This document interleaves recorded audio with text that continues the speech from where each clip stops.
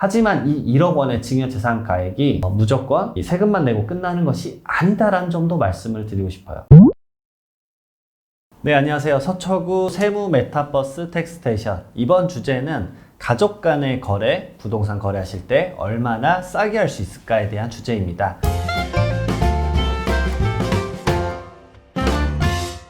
여러분들도 기사에서 많이 봤었던 이 저가 양수도에 대한 거래죠. 저가 양수도 거래가 언론에서는 사실은 좀 부정적으로 비춰질 때가 있는데요. 자세하게 보도자료를 보시게 되면은 그 세법상 양식에 맞지 않게 세금 신고를 해서 그것에 대해서 적정하게 법에 따라서 그 탄로한 부분에 대해 추징을 한 케이스들이 많이 나옵니다.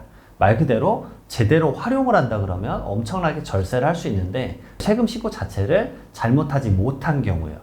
그렇기 때문에 어떤 세금들이 발생하고 어떻게 적용을 해야 될지 아주 정확하게 알고 있으면 그만큼 절세할 수 있기 때문에 이 부분 꼭 한번 보시면 좋으실 것 같습니다. 자, 3가지 세금에 대해서 적용이 됩니다. 자, 그러면 첫 번째로 발생하는 세금, 우리 서초구청에서 다루는 일 중에 하나죠. 바로 지방세 중에 하나인 취득세입니다. 자, 취득세, 예를 들어서 시가 10억 원의 아파트를 6억 원에 싸게 넘겼다라고 가정을 해볼게요. 그러면 예전에는 6억 원이 실질 거래한 금액이기 때문에 6억 원의 취득세율을 곱해서 취득세가 산정이 됐었습니다. 그러나 지방세법이 개정이 됐었죠. 그래서 2023년 1월 1일 이후부터는 이 특수관계인 간의 거래, 시가의 5%와 3억 원 중에 작은 금액 이상의 차이가 났다. 말 그대로 시가와 매매가액의 차이가 그 정도가 났다라고 한다면은 실질적으로 주고받은 금액은 6억 원이지만 그거를 부당한 행위라고 봐서 다시 계산한다. 부당행위 계산이라고 해서 부당행위 계산 부인 규정이 적용이 돼서 10억 원으로 취득세 과표를 잡고 거기에 취득세율을 곱하게 됩니다. 2023년도부터 적용이 된 거죠. 서초구청에서 만약에 저가 거래를 한다. 근데 그게 나와 특수관계인 간의 거래다 라고 했을 때는 이 가액이 시가의 5% 또는 3억 원 이상 차이가 난다면 취득세 말 그대로 새로 더 내야 될 수 있다는 점 꼭 참고하십시오. 자, 그 다음에 두 번째 보도록 할게요. 두 번째는 양도소득세 부분입니다. 근데 방금 말씀드렸던 취득세의 내용과 아주 똑같아요. 왜냐하면 취득세 내용이 양도소득세 내용을 차용해서 가져와서 썼었거든요. 양도소득세도 마찬가지입니다. 시가의 5% 또는 3억 원 이상의 차이가 났다. 실질 거래 금액과 시가의 개념이 그 정도 이상의 차이가 났다라고 한다면은 양도소득세를 실질 주고받았던 6억 원으로 계산하는 게 아니라 10억 원으로 계산해서 양도소득세를 계산하십시오. 그게 양도소득세에 따른 부당행위 계산 부인 규정이 적용이 됩니다. 말 그대로 취득세도 10억 원, 그 다음에 양도소득세도 10억 원으로 적용되는 거죠. 이게 두 번째 여러분들이 챙겨야 되는 부분입니다. 자, 그 다음에 세 번째 보시죠. 세 번째는 증여세 부분입니다.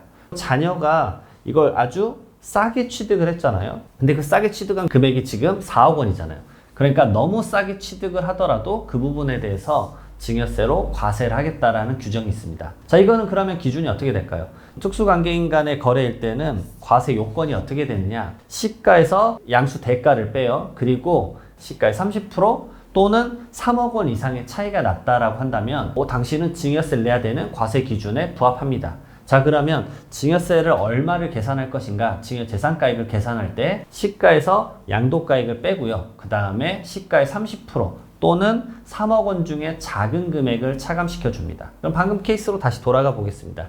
그러면 10억 원에서 실질 줬던 6억 원을 뺐더니 4억 원이죠. 이게 시가의 30% 또는 3억 원. 둘 다 똑같이 3억 원이죠. 4억 원과 3억 원을 빼면 얼마가 남죠? 1억 원이 남습니다.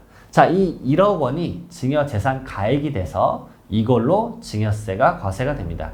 하지만 10년간 자녀에게 증여한 내역이 없다라고 한다면 증여재산공제 5천만 원이 차감이 되겠죠. 그러면은 5천만 원에 대한 증여세 500만 원만 내고 이 자산을 저가양수도로 가져올 수 있는 상황입니다. 말 그대로 자녀가 경제적 여력이 아직 여유롭진 않은데 부모 세대가 1세대 1주택 비과세가 되는 요건의 상황이다. 이런 상황에 처했을 때 이 방금 말씀드렸던 저가 양수도 거래를 활용한다면 자금이 조금 부족하긴 하지만 그에 합당한 세금 부분만을 적당하게 내고 아주 좀 저렴하게 자녀가 부담을 좀 덜한 상태에서 가져올 수 있다는 부분들 잘 챙기시면 절세로 활용을 할 수 있겠죠. 자, 근데 이게 어떤 부분이 절세되냐라고 할 수 있어요. 근데 이제 첫 번째로 취득세 부분은 사실 절세되는 부분은 아닐 수 있습니다. 왜냐면은 6억 원에서 실질 과세로 말 그대로 10억 원으로 실질에 맞게 과세가 올바르게 과세 행정이 바뀐 거고요. 양도소득세 부분은 어떤 부분이 과세가 되느냐. 이 부모 세대가 일시적 1세대 2주택인 상황이에요.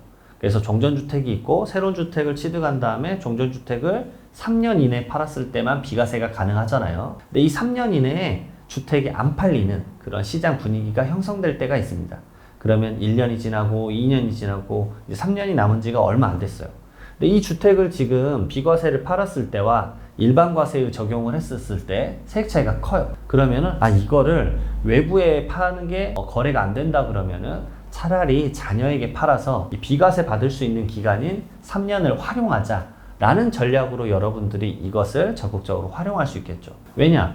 6억 원으로 양도소득세를 계산하나 부당행위 계산 부인이 적용돼서 10억 원으로 계산하나 여러분들 1세대 1주택 비과세는 몇 억까지 비과세가 되죠? 12억 원까지는 비과세가 됩니다.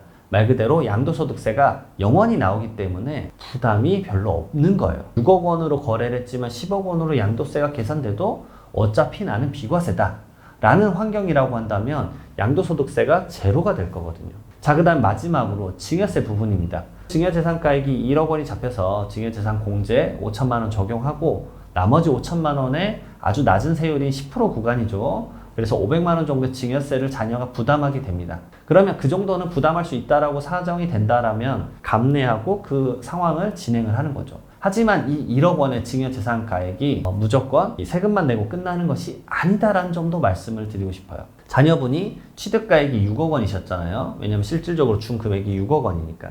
하지만 방금 냈던 증여재산가액 1억 원이 미래에 자녀가 부동산을 팔 때 취득가액으로 합쳐집니다.